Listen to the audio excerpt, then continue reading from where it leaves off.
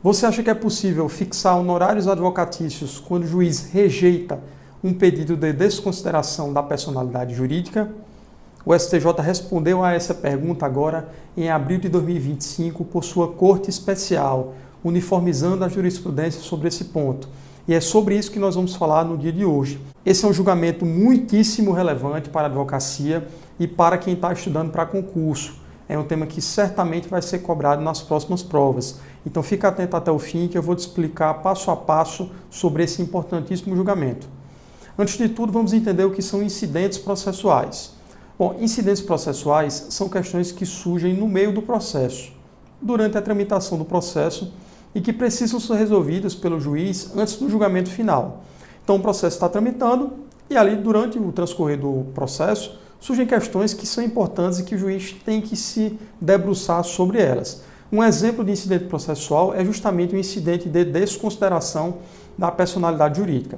Vocês sabem que, em regra, as pessoas jurídicas elas têm a chamada autonomia patrimonial, ou seja, o patrimônio delas é separado do patrimônio dos sócios. E as dívidas da empresa, elas são separadas também das dívidas do sócio. Então, o sócio não responde pelas dívidas da empresa. Essa é a regra e é uma regra que existe justamente para estimular o crescimento econômico e que as pessoas tenham, de fato, a possibilidade de empreender. Se não existisse essa regra, haveria muito risco para a criação de pessoas jurídicas e para empreender de modo geral. De forma que existe essa regra justamente para garantir e para estimular o crescimento da atividade econômica.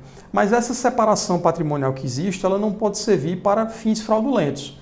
O que ocorreria, por exemplo, se a pessoa jurídica estivesse ali entrando numa situação de falência ou com muitas dívidas e o sócio começasse a transferir os bens da pessoa jurídica para outras pessoas físicas, justamente para evitar que a pessoa jurídica arcasse com suas responsabilidades. Então, para esses casos de fraude, existe o chamado incidente de desconsideração da personalidade jurídica, que durante o processo vai haver um incidente onde o juiz vai poder avaliar se é possível desconsiderar aquela personalidade jurídica, ali, aquela autonomia patrimonial, para que os sócios possam vir a responder pelas dívidas da sociedade.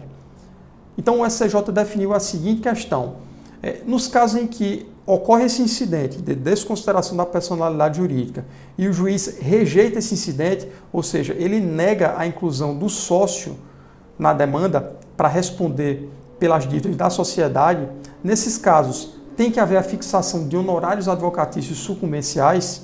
Antes desse julgamento, havia uma predominância da interpretação de que não cabe, de modo algum, fixação de honorários advocatícios em incidentes processuais. Mas a Corte concluiu que, nessa hipótese específica, cabem sim honorários em favor do advogado do sócio, cuja inclusão foi requerida, mas rejeitada pelo Poder Judiciário. Então, aplicou-se aqui o princípio da causalidade, que diz que quem dá causa à demanda deve arcar com os custos da parte contrária. Essa decisão foi tomada com base no artigo 85 do CPC e no Estatuto da OAB, que garantem ao advogado esse direito autônomo aos honorários sucumbenciais. A ideia é de que a parte contrária, ela acabou tendo que arcar com o advogado, ela acabou tendo que providenciar uma defesa e, no fim, foi um processo que foi movido em face dela de forma injusta. Em função disso, a causalidade recomenda que sejam pagos honorários a essa parte. Então, basicamente, o que ficou decidido? Quando o juiz nega o pedido de desconsideração da personalidade jurídica, cabe sim a fixação de honorários advocatícios em favor do advogado do sócio cuja inclusão foi requerida, mas rejeitada pelo Poder Judiciário. Essa decisão marca uma mudança importante no entendimento sobre honorários e incidentes processuais e mostra como o princípio da causalidade continua a orientar a responsabilização pelas despesas no processo. Gostou da explicação? Se gostou, deixe seu like, se inscreve no canal e ative o sininho para se manter sempre atualizado sobre a jurisprudência dos tribunais superiores. Até a próxima!